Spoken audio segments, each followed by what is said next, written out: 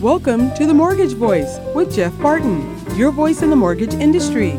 Each week on this program, Jeff and his guests share their expertise, personal anecdotes, and the latest industry news to keep you in the loop. Now, to provide you with insight and help you navigate the consistently changing world of real estate lending, here is your host for The Mortgage Voice, Jeff Barton. Welcome back, everybody. I'm Jeff Barton, your voice in the mortgage industry. Thanks very much for tuning into the show, listening to us each and every week as we come to you, bringing you facts and fiction about the mortgage industry, what's happening in the world of economics, and how all these things will affect you, your decision to go out there and buy a house. It is a tough market. Isn't that the most obvious thing you've heard in a long time? But it's true. And it is not going to get better, according to several people in the, not only in the industry, but big pillars, bank presidents, hedge fund managers, people in the real estate world. It's just tough out there. And if you're one of these people that have been searching and looking high and low for the best and possible, I feel for you. It is not simple. It's not easy. Anyway, I am Jeff Barton. This is The Mortgage Voice. And we are coming to you from KCAA, our great radio affiliate out there in the Inland Empire, San Bernardino and Riverside counties. A great signal that they bring to you. A couple days a week that the show is on, Saturday and Sunday. You're driving around. You're trying to figure out what to get at the hardware store, or you're coming back from some kind of religious ceremony on Saturday or Sunday, and you're thinking, hey, let's turn on the radio and listen to Jeff talk about mortgages and get depressed. Well, I hopefully am not going to do that, and hopefully the information that you get will help you and aid you a little bit, because there is so much information out there about different competing interests. I think a lot of times when we talk on the radio, we try to, me personally, but people in general try to push something, a product, an idea, something that you will either get behind, support, or click on them. It seems to be the most important thing right now is to get that going on. We've never been about that. Our presence here on the radio at KCAA, both YouTube and our website, all these things are just designed to bring you information. Now, I've got an opinion on a lot of it, and there's no question I try to keep it to the minimum, but it leaks out. The guests we have on our show, however, are strictly about product, about what is happening for you in terms of choice in mortgages that you might be able to buy. We do talk about real estate, as I said, and it is a tough market, has been a tough market, but probably will be a continued tough market for the foreseeable future. And what is the foreseeable future? Well, I think if we're looking a year out and we're looking at 8% mortgages and we're looking at a little bit better inventory than we have now, and we're looking at possibly no recession, I think that's the best case scenario a year from now. I know. That's what I was saying. It doesn't sound or look great. The positive thing here is I've been wrong so often that this might be completely wrong, and we may see a lot lower interest rates. Hey, if we had lower interest rates into the sixes, people would be jumping up and down. If we had product inventory in our radio market, which is San Bernardino, Riverside, California, which would increase by 5% next year, that would be a huge boon to those home buyers out there who just can't seem to find anything. It would also lower prices, which is the fourth leg of the awful news category that we've been talking about here today. Lowering prices, more inventory, lower mortgage rates. Yes, because I've been wrong so often with my predictions, it could be that too. But there are very few people other than myself who are predicting better. They're just not predicting better. I'll go through a couple of names here just so that you understand that it's not just me and there's a whole, okay.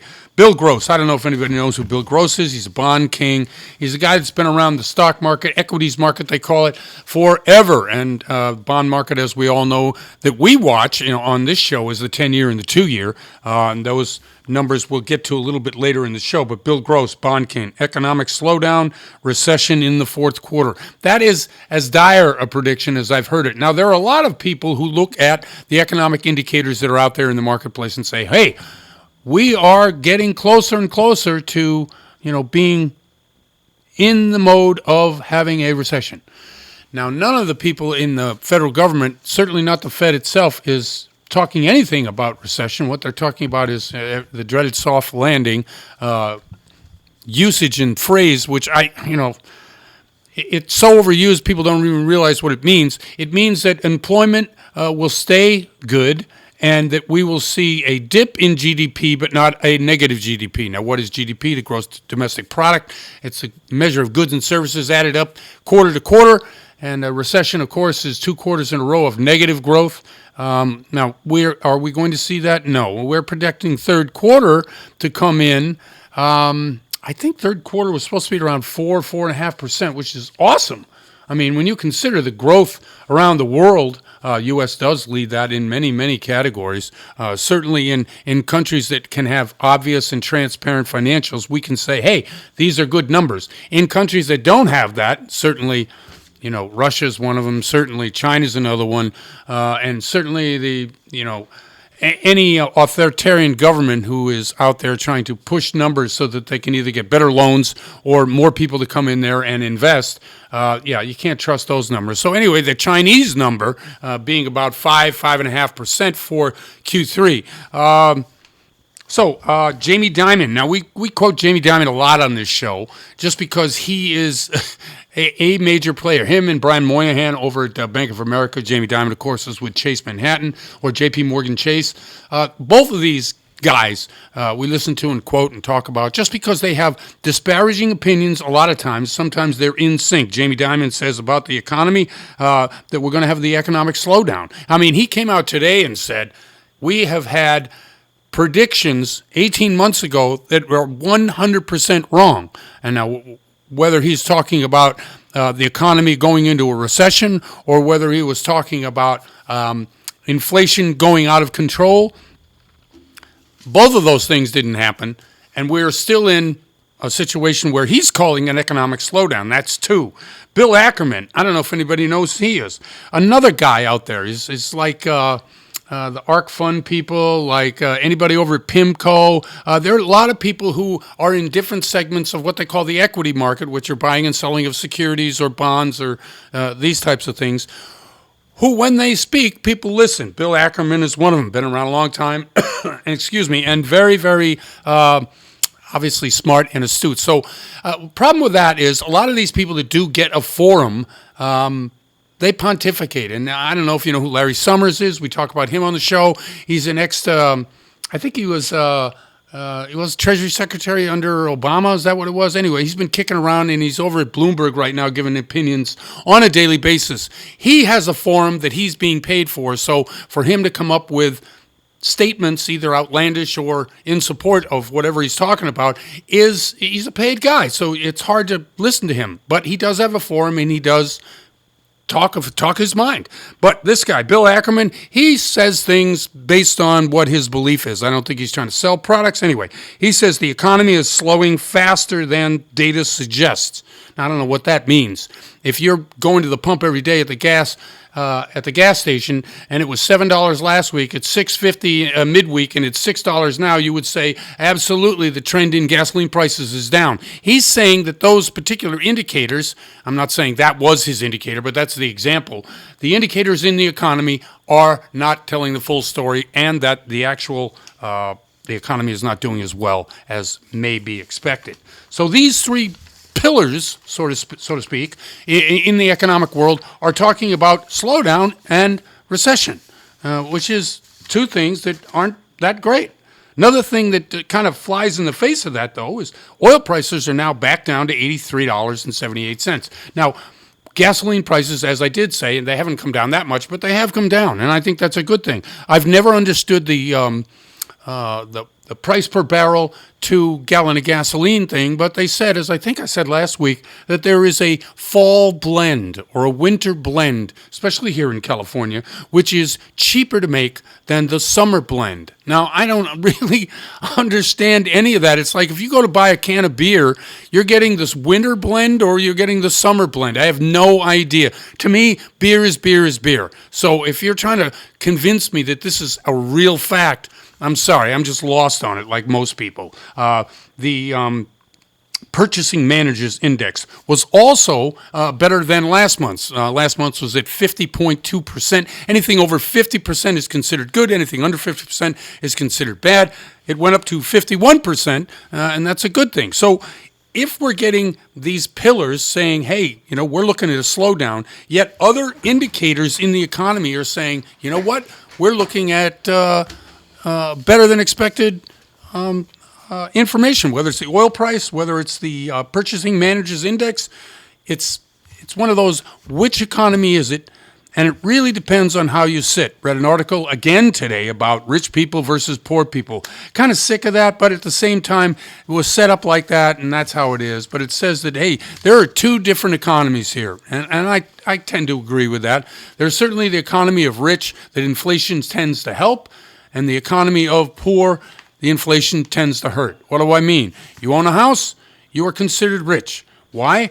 Today, I read an article, and I forget where exactly, at Wall Street Journal or something like that, that said that every homeowner in America should, I think the average homeowner, which is you add up all the houses and divide by the number of people who own, the average house is worth over $1 million, especially in Southern California.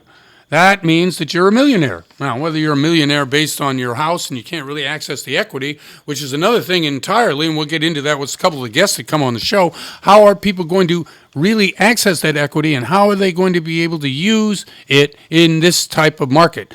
Maybe real estate's not the way to go, but certainly stock market, I know nothing about it other than, it goes up and down a lot. And so you have to place your trust in people who do that kind of thing, and I'm not really a trustworthy guy in terms of that. So in terms of actual assets that you can buy, if you take money out of your house, how would you do that, and what would you do? It's a question I want to ask a couple of our guests here today, just because I think the answer is something that everybody is looking for.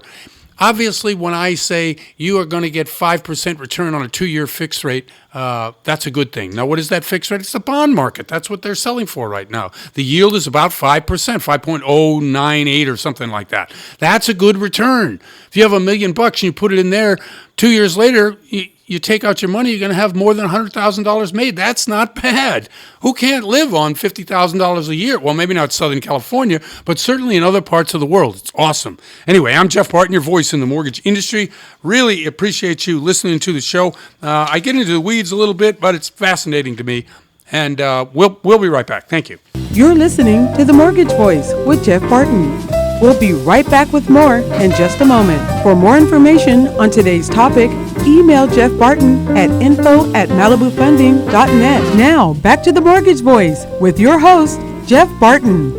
Welcome back, everybody. I'm Jeff Barton, your voice in the mortgage industry. Thanks very much for tuning into the show, for listening to us each and every week as we try to give you some idea of what's happening in this market. It's kind of a crazy market out there, as everyone knows.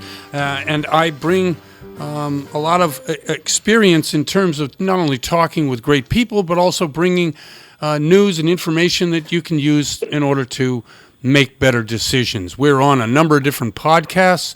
Daryl, do you have a list of those podcasts? I sure do, Jeff. We're on Apple Podcasts, Google Music Play, Spotify, Spreaker, Stitcher, iHeartMedia, Radio.com, YouTube, Podclips.io, and TheMortgageVoice.com. Okay, Podclips.io. I talk about it each and every week. Great place to go to centralize your podcasting wants and needs. There are a number of different items that they talk about on all kinds of shows that you can get in one place, whether it's ADR, the alternative dispute resolution people. You've been in a contract. You've had problems with the other side. How do you solve it? Well, you go to these ADR people. Well, that's one of the podcasting pleasures that you can enjoy when you go to podclips.io. I'm there, obviously, Jeff Barton, and I'm on the financial side. There's health, there's lifestyle, all those kind of things, podclips.io. Go there for your podcasting needs. This next guest has been really good to me over the years in the business with not only information but with programs to help me solve issues for my clients. Kim Tran from AM West joins us now. Kim, how are you? Well, I'm doing great. Thank you, Jeff. Thanks for having me on. Thank you, and thank you very much. Okay, challenging environment, obviously with the rates what they are. AM West has always been like a problem solver, whether it's you personally or the products you offer. Give us some idea of what's out there right now in terms of products from AM West, but also maybe some of the solutions that you're offering to brokers who come to you with a scenario. Yeah, I mean, I remember, I'll take back a little bit, we were just at Las Vegas, for the National Mortgage Association show. Yep. And I remember a couple of years back when we were there, we're pretty much the only one that's offering non-QM, like all these bank statements, BOE, P&L. Right. And this time around, wow, everyone's offering it. But I went around, I do look at it, and I mean, even though the name could be the same, but requirements, guidelines, pricing will be very different. Mm-hmm. And coming back to brokers, like right now, I mean, the market's been ever changing since last year. Rates keeps creeping up, and I don't know, November 1st coming, they said maybe one more. So that's a recent week or two. You've seen that even our portfolio normally does not get price change like for 3 to 6 months. Right. Last 2 weeks, we jumped up maybe 3-4 times already. Now, do you think that has to do with people just being afraid in our business? People who own banks, own the money, they're saying, hey, you know what, I'm a little bit nervous. We have to improve our bottom line in order to have some kind of hedge against future catastrophe. You think that's what it is? Oh, yeah, of course, yeah. That's a very big part because, I mean, being on the lender side, I see how my secondary, sometimes they go panic, in the past. Let's just say that whatever we offer for brokers to lock right now, normally we don't deliver that loan until 30 days later. So you're right, Jeff. I mean, our secondary has to do a little bit of hedging, a little guessing game. If we price it too low, we get a lot of volumes. By the time we can sell these loans, I mean, they don't want it anymore. It's too low. Yeah. So, it's a very crazy market. I think the jumbo market has taken a big hit because of that. We've had pricing when the jumbo market was at 3-4%. Everybody wanted to do a jumbo, but now the jumbo pricing is over 8% in a lot of ways. Oh yeah. And so when you've got 30-year fixed under 8%, but you've got the jumbo, which usually prices a little bit less, higher, means that nobody wants to do these jumbo. Are you guys addressing jumbos at all? No, honestly, you're right in the button. I mean, jumbos, we don't see a whole lot anymore. Right. And in general, I'm pretty sure that with different markets, a little bit different. I'm noticing a lot of my California brokers, I mean, they start to originate loans out of state. Right. Because as you know, I mean, real estate price has not gone down. I mean, everyone forecasted, hey, we're going to have a crash, but so far inventory has been very tight, so the price are holding up. Right. And with the rate so high, we just don't have that much transaction in California. That's interesting you say that. Yeah, I agree. I think California's really priced itself out of the marketplace for a lot of brokers, and if you don't have access to ways by which you can do loans in states which are more reasonable, I read off earlier in the show a list of a number of cities and states around the country which have housing below a certain number, which is, obviously where a lot of people want to go and live. If you can buy a house for $200,000-$300,000, you can't do that here in California at all. Oh no.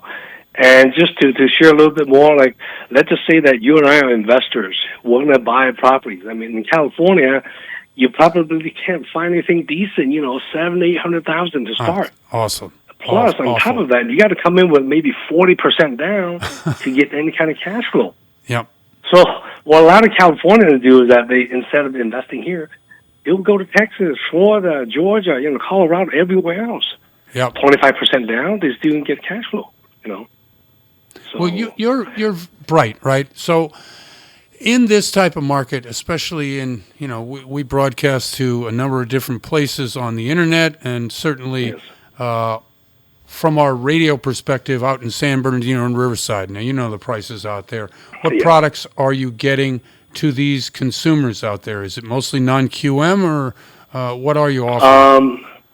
I'm seeing a lot more non-QM because right now, let's say for owner-occupied, 30 years fixed, full doc, we're selling at about 7.75 to 7.8, 0 point, right? Right. And then with our portfolio, of course, it's higher, it's 8 point something. Yep. And the problem is DTI, Yep. With the rates being so high, qualifying with 4-doc is tougher.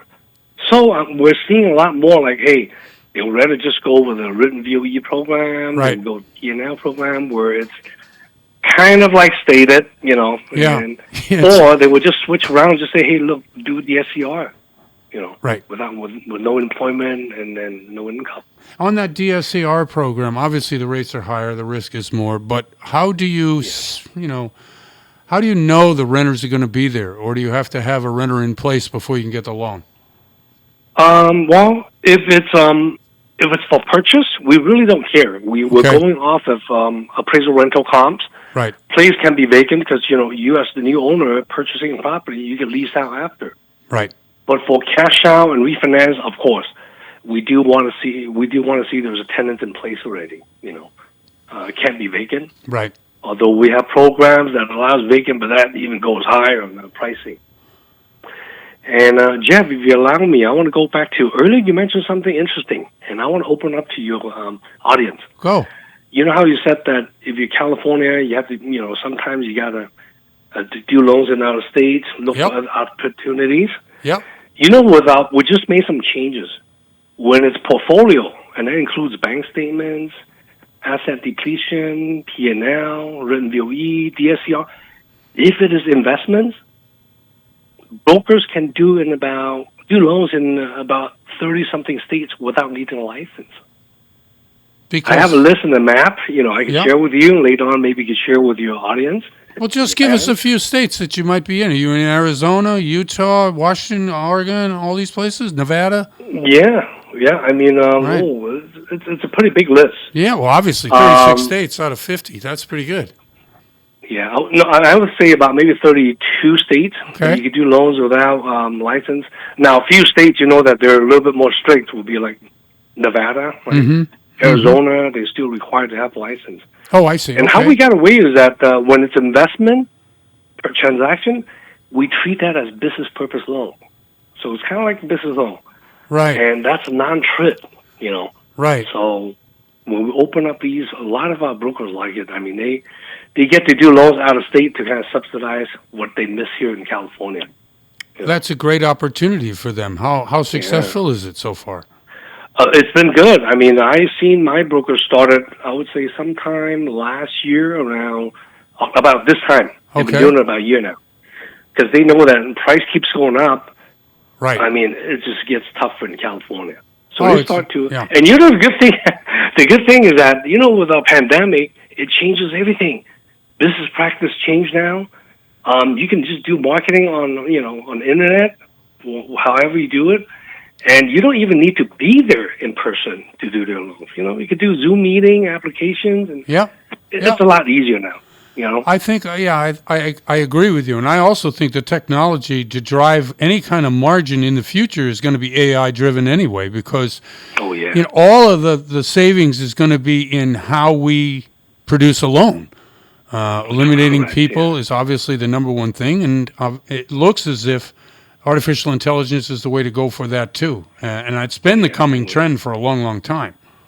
Yes, I mean, you have always predicted the market correctly, Jeff. It's so nice that the market, we have you to put all these things out there for us. You're good. Excellent. Well, that leads me to the final here. Hey, if you could tell people how to get in touch with you, Kim, in order to take advantage of not only the out-of-state stuff, but some of your great products, that'd be great. Sure, yeah. I would prefer email because sometimes on the call I can't pick up calls. Sure. My email address is kim.tran@amwestfunding.com. And my cell number is 626-378-6999. That's 626-378-6999. And Jeff, before I finish off, one exciting thing is I want to mention. Sure. Just today, earlier, we've been working on, and you mentioned, the timing is what's more correct. We've been working on our own AUS, like DULP, for our non-QM products. So we'll launch tomorrow, meaning that your brokers, your clients, they can jump on, similar to running DU, they could just test if their files will qualify for all of our non-QM stuff. Okay, I'll send you a link tonight. Yeah, please do. People who don't know, AUS means Automated Underwriting System. Every file has to get underwritten. A lot of the Fannie Mae and Freddie Mac products, they go through their pricing engines and their automatic underwriting system. But for non-QM, it really hasn't existed. This is a pretty exciting move. Yes, we've been working on it for a while, Right. trying to catch up with technologies, and we're happy to roll out. Starting tomorrow.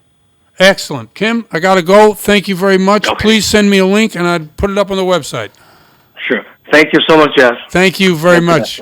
Kim Tran from AM West. I'm Jeff Barton, your voice in the mortgage industry. Be right back. You're listening to The Mortgage Voice with Jeff Barton. We'll be right back with more in just a moment. For more information on today's topic, email Jeff Barton at info@malibufunding.net. Now, back to The Mortgage Voice with your host, Jeff Barton. Welcome back, everybody. I'm Jeff Barton, your voice in the mortgage industry. Thanks very much for tuning in, listening to us each and every week as we try to bring to you information that you can use making decisions about whether you're going to buy, whether you're going to sell, if you want to refi. Now, a lot of people say, why would you refi at 8%? Well, I'll give you one reason. Let's say the market crashes and the equity you thought you had in your property drops by 50%. Would you have preferred to take that money out at 8% or never get it out because property values just went down by half? That's the reason why people are flirting with the idea of refining now and taking some of that money that they've built up in equity out of the house. Bunch of ways to do that, but I'm not the expert on that. Charles Giscombe from USF is, and he joins us now. Chuck, how are you? Great, Jeff. Thanks for having me today. Thank you very much. Okay, I just laid out a scenario. What do you think about that, not only in the prospects for the economy, but for an individual who may be flirting with the idea at 8% to refi the property and take some equity out? You know what, Jeff? We deal with it every day.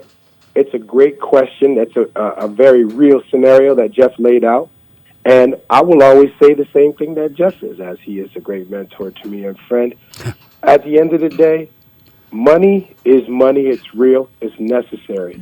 The truth of it is if you wait because you're concerned about the interest rates, the money that you've gained over these last 3 to 5 years may not be there. I believe that Jeff is right. You take advantage of this opportunity while you still have values in your property to go get money. Now, obviously, we're all taught not to service upside-down debt. But in this world, in this economy where we're at right now, cash is still king. And Jeff is saying, go get it out of the property, go get the equity. You're taking a loan out of your own bank. And at the end of the day, the interest rates might be a little bit higher right now. They'll eventually change. But the truth of it is in order to get back in this market and have your money still working for you, you have to have the understanding and the belief, and you have to go get that money out. There's other different programs that can counteract the high interest rates so that you can get this money and maybe stretch out your amortization, maybe get you to an ARM, even get you into a bridge loan. But there are loans out there that will allow you to capitalize on the equity that's in your property today so that scenario that Jeff laid out earlier, as far as your property value going away and your equity and the money in your piggy bank going away, that's why we still transact in this market right now today. You know, and thank you for that answer. I think that's right. I think having people get comfortable with, maybe to some people, and this is why it's very difficult to talk to neighbors and friends and family about what you're doing financially, because a lot of those people don't know anything. And they'll give you advice that they heard on some radio program like this, or, finding a professional who really understands the mortgage market, real estate market together and can say, hey, look, you got $500,000 equity in your house. You know what? You're talking to the top 3 economists that say we may be in a recession and it may come sooner than later, and you have an ability to access at least, part of that money, $250,000, $300,000. Well, maybe you do make a first in terms of your refinance. Well, maybe you even do a second. What are some of the options for the second to be able to access that money? Well, Jeff, that's a great situation and scenario, and that's usually who the people are listening to. And unfortunately, folks, that's what you can't listen to, your friends and neighbors that just heard something. Right. The reality of it is that having cash in hand still makes you king. If you have other opportunities to go out and get that money so that you can invest it in other things or take care of personal things, consolidate debt, that's what you take advantage of it for. There are many different ways in order for you to tap into your money, your equity that you have into your house.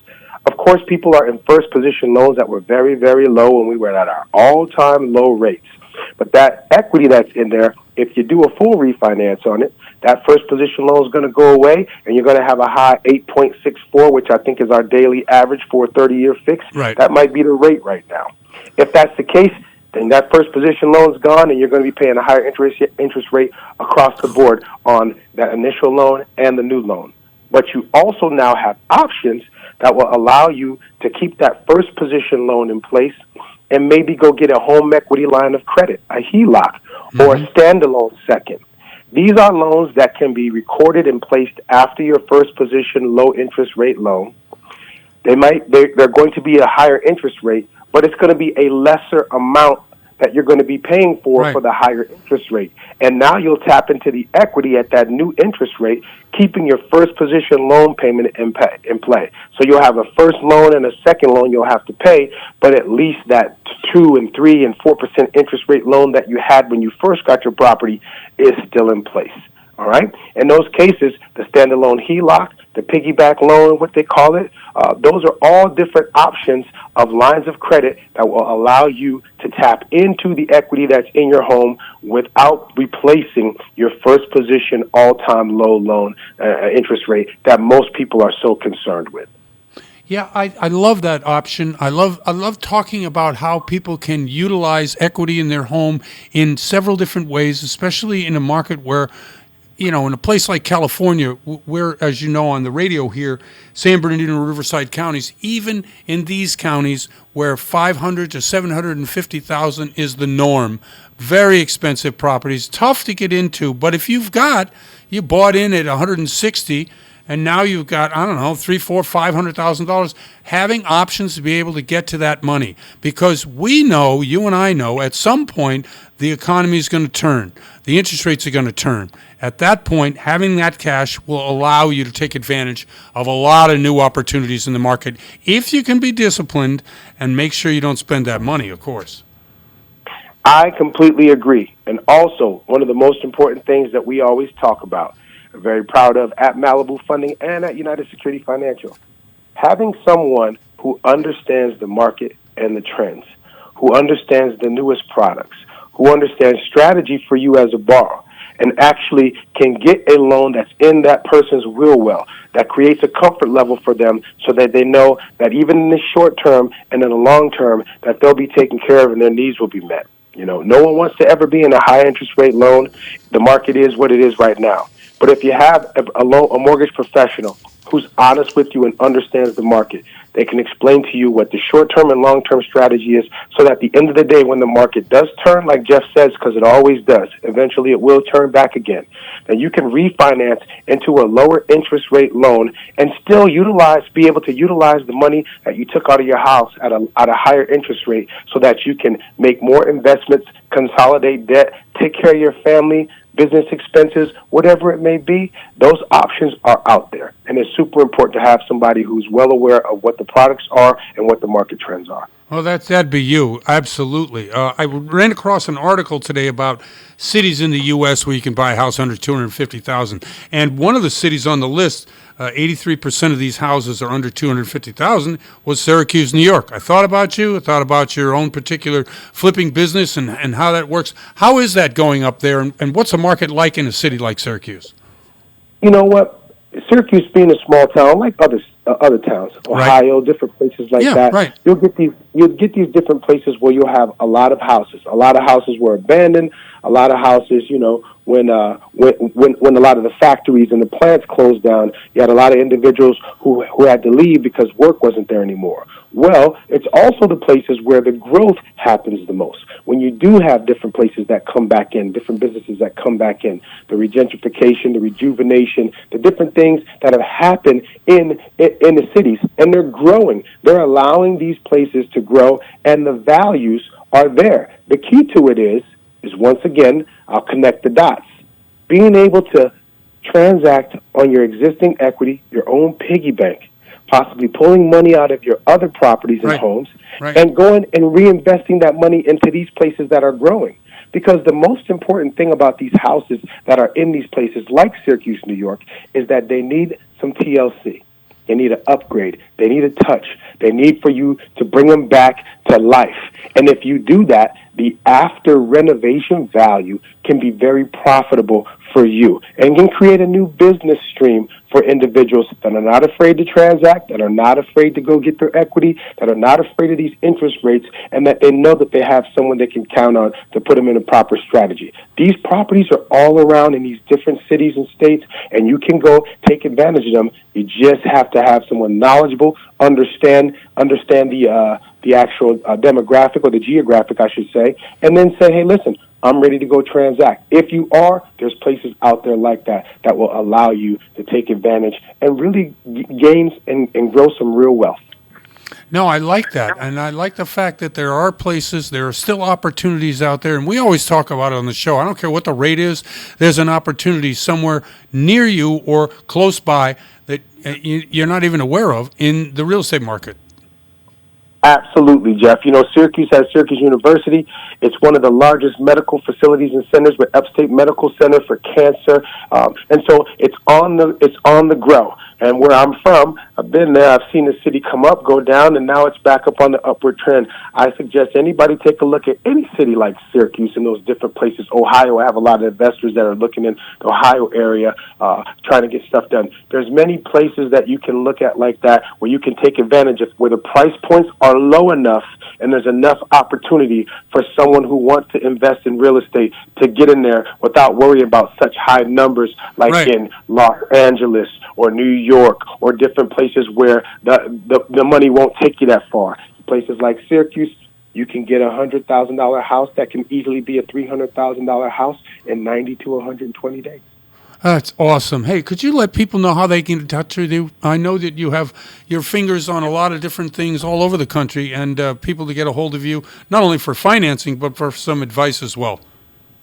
Absolutely. If you want to get a hold of me directly, you can reach me at that good old 702-328-5191. That's 702-328-5191. Or you can reach me at Giscombe at usfwholesale.net. That is Giscombe at usfwholesale.net. Excellent. Charles, thank you very much once again coming on the show and hitting it out of the park. Appreciate that. Hey, Jeff, thanks for always having me. I always appreciate it. Thank you very much. That's Charles Giscombe from USF. I'm Jeff Barton, your voice in the mortgage industry. Be right back. You're listening to The Mortgage Voice with Jeff Barton. We'll be right back with more in just a moment. For more information on today's topic, email Jeff Barton at info@malibufunding.net. Now, back to The Mortgage Voice with your host, Jeff Barton. Welcome back, everybody. I'm Jeff Barton, your voice in the mortgage industry. Thanks very much for tuning in to listen to me, to the show each and every week. We're on KCAA out there in the Inland Empire, San Bernardino, and Riverside counties. Welcome to everybody who is listening to the show, and thank you very much. We also have a great website. If you go to themortgagevoice.com, you can see me and a whole bunch of different guests who are on the show, figure out ways that you can talk and see and contact these people. Well, you can do that from the website. You can get their information and get in touch with them directly. Also, we are on YouTube. Jeff Barton, The Mortgage Voice, is our YouTube show. Yes, been there for years, decades, really, almost 10 years worth of shows on there. You can see the trend in what we're doing. If you join up, if you sign up, you know what, I get a lot of different people who do that, who sign up. Now, I don't know, because the internet is the way it is, if I trust any of these numbers. But if you are one of those that did do it, and you did do it legitimately, awesome. Thank you very much. Most of what AI is, or what's coming in AI, is not trusting anything that's on the internet, because it can be made up, it can be delivered to you in several different ways, voice, picture, and you're just not sure it's the person that you're watching or you're hearing. And so for a show like ours, Celestial Radio, you can bet your bottom whatever, that this is real. We are real people. We come on the air each and every week. I actually pay to come on the air and talk to you, so you could bank a lot of these shows like mine that come on the air, especially locally, are real people talking about real things and real events that are going to affect you in your life. As I said, we are a long-time KCAA broadcaster. Really happy with them. We've been on a number of different stations over the year, probably will be again when the market picks up. Okay, let's get into the rates, because everyone loves the rate story and how it works out. The 30-year fixed rate is 7.91%. The 15 years at 7.26. FHA is at 7.33. The jumbo product is at 8%. Yeehaw! And the 5/1 rate, the 5/1 ARM is at 7.30. The 2 years I mentioned earlier in a segment, 5.095%. That's a pretty good investment if you can get it. I'm just saying, with uncertainty in the market, uncertainty in the economy, and maybe we're looking another 24 months before we see rates come down some. That's something to really take a look at if you've got that kind of money to invest. The 10-year is at 4.83. So the 10-year retreated from being over 5%, which was the highest the 10-year has been in, 15, 16 years, maybe a little bit more. So why are bonds sold what they're sold, and what is the complex formula that drives pricing? As we know, the 10-year is what we in the mortgage industry watch closely, because that's what's competing with the mortgage-backed securities out there. Mortgage-backed securities are yielding less than the 10-year. People are going to flood their money into the 10-year rather than mortgage-backed securities, which means that the rates have to go up in terms of making that particular product more attractive to people in the stock market, in the bond market, meaning that they would then buy and replenish that particular money in that particular way. It just goes to show that, capitalism is really front and center on what we do in the mortgage industry. So these bonds that we talk about both government selling them, government buying them, has really been the push in the bond market for the last, 2 or 3 years, certainly through COVID, through probably 6-8 months ago, maybe 10 months ago, beginning of the year. And what we saw is a little bit of a change in that the quantitative tightening, which is opposite of quantitative easing, it's really what it says is we're going to raise rates. And that's what the Fed's been doing for the last year at least. Raising rates is quantitative tightening. And if you combine that with the actual bonds rolling off the federal balance sheet at the Fed, the balance sheet that they were buying mortgage-backed securities and buying treasuries, what happens in that regard is the appetite for governments, whether it's our government or foreign governments, to buy mortgage-backed securities, which drives the 10-year, is less. So the major player right now is the private equity market. So in order to compete, as I just talked about, with other investment options, the 10-year has to be closer to what the 2-year is, or closer to what yields can be in other investments for institutional investors in the private sector. That's why we can't seem to get a handle on the mortgage rates, because the 10-year, being at 4.83, barely competes now with other investments that these types of investors, whether, as I said, they're private investors, they're no longer government investors or foreign sovereignty fund investors, and they have to compete. That's why yields are higher, prices for the bonds are lower. And what happens is we've gone from $326 billion a year 2 years ago in terms of paying for our national debt to $700 billion, because we keep upping the ante on how much we have to pay in order to get people to buy our bonds. And buying our bonds is a big deal because we don't make enough money, but we certainly spend enough money. One of the biggest fights that is preventing any political movement on Capitol Hill, and I'll just briefly talk about it, is because people realize the national debt is more than just, we'll talk about it later. It's something that will be the second highest bill that we pay next to Social Security in very short order. We're at $700 billion a year. We could easily top $1 trillion. Now, there are a lot of ways by which we can improve what we do. And one of the ways we do, and I've always said it because I'm a cheap Yankee from New England, is to see, you take in, you spend, but you don't spend more than you make. Now, deficit spending has been around for a long, long time. Certainly the trickle-down supply-side economics of the Reagan era, and every president since then has, except one for 2 years, has driven that particular deficit higher and higher and higher. It's a problem of wanting votes versus doing the right thing by making sure that the financial house here in the U.S. is strong, and it is strong for the next group that comes in to govern. So we need to address that. That's the frozen nature of what's happening in many respects on the Hill. There is no blame, but there is solutions, and they have to come soon, because if not, it's going to affect not only, hey, can you imagine paying 15, 18% for your mortgage? Because that's what comes when you have deficits roll the way they're rolling. And somebody's got to pay that bill, and usually it's paid out of the out of what happens with the mortgage-backed securities, what happens with treasuries. And to attract people to buy those things, you have to give them higher yields. Those higher yields are what yields, or what sends the mortgage rates higher. And because the deficit is eating up more and more of what we bring in, and that means you have to borrow more and more, and the actual investment becomes less attractive for those people. It's a cycle, it's a circle, and it's not helping you. You're sitting in your car right now. Don't drive off the road. No. There are solutions, and there are smart people who can figure this out. Like a lot of things, what we do is we try to inform so that you're informed. Getting into any kind of fixed income or fixed asset is probably a pretty good idea. It's always a great way to hedge against not only inflation, but future upturns or downturns in the economy or fiscal irresponsibility of your government. So if you're in San Bernardino Riverside right now and you're looking for a house and you can afford a 7.91 30-year fixed, I would get into it right now. I think it's a great way by which you can protect yourself and your family long term, and to be able to say, hey, I am in. I am going to reap the rewards of an ascending real estate market in a time whereby it's very uncertain in many, many respects. Now, the good news is employment is good. People are working.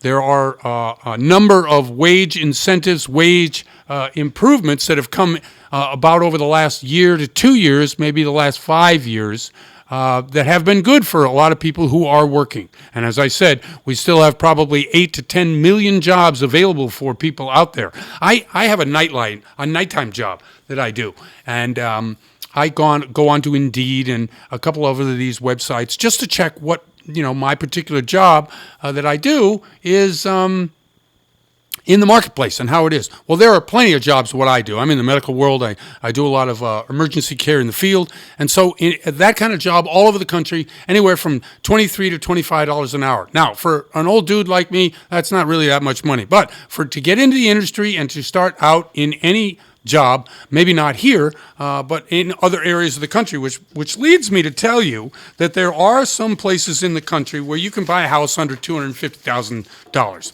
Now you're saying, well, it's not California. You're right, it's not California, but there is in these 5 cities, and I'll just give you the identification of the cities and also the percentage of houses that are under $250,000. Now you may say, I don't want to live there, but if you were making the kind of money that I'm talking about in the job that I have as, $25 an hour, you can afford this in these cities.